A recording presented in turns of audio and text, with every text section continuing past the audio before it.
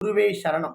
ஒரு பக்தர் ஒருத்தர் கேட்டிருக்காங்க, ஐயா, அமாவாசை நாள்ல மாமிசம் எடுத்துக்கிட்டாதான் தீய சக்தி நம்மளை நெருங்காதுன்னு சொல்லி வராங்க நிறைய பேர். அதுபோல செய்தால் நல்லதா அல்லது கெட்டதா அப்படின்னு கேட்டிருக்காங்க. இது ஒரு நல்ல சிறந்த கேள்வியும் கூட.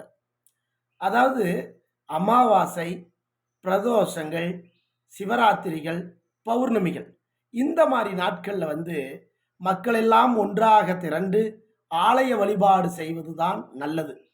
மாமிசத்தை எடுத்துக்க கூடாது. காரணம், இரத்த ஓட்டங்கள் அதிகமான வேகத்தை கொண்ட நாட்கள் இந்த நாட்கள்லாம். அதனால தான் அந்த நாட்கள்லாம் பிரித்து தெய்வ வழிபாடுக்கு கொண்டு வந்தாங்க. அந்த மாதிரி நேரத்தில் பார்த்தீங்கன்னா வீட்டில் சண்டை சச்சரவு அதிகமாக வர்றது, சின்னதாக பேசுவாங்க, பெருசாக சண்டையாயிரும். ஏன்னா ரத்த ஓட்டம் வேகமாக போயிட்டு இருக்குல்ல. அதே மாதிரி பிட்ஸு வர்றது, இது மூளைக்கு போகிற நரம்புகள் பாதிக்கிறது, இந்த மாதிரி பிரச்சனைகள்லாம் அதிகமாக வரும்.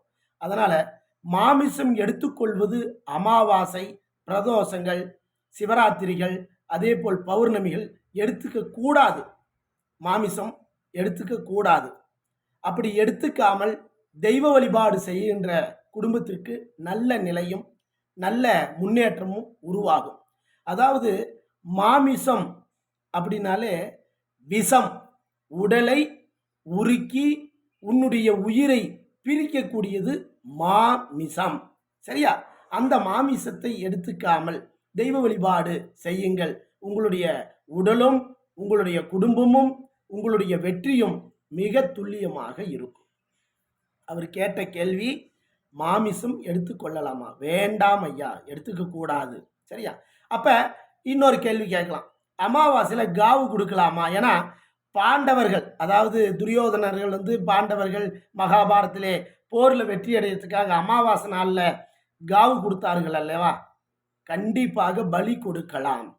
அமாவாசை நாளிலே ஒரு எதிரியை வெல்லக்கூடியதாக இருந்தால், போர் நடத்தக்கூடியதாக இருந்தால், சண்டை இடுவதாக இருந்தால், சத்தியமாக காவல் தெய்வங்களுக்கு இல்லை எல்லை சுவாமிகளுக்கு காவு கொடுக்கலாம்.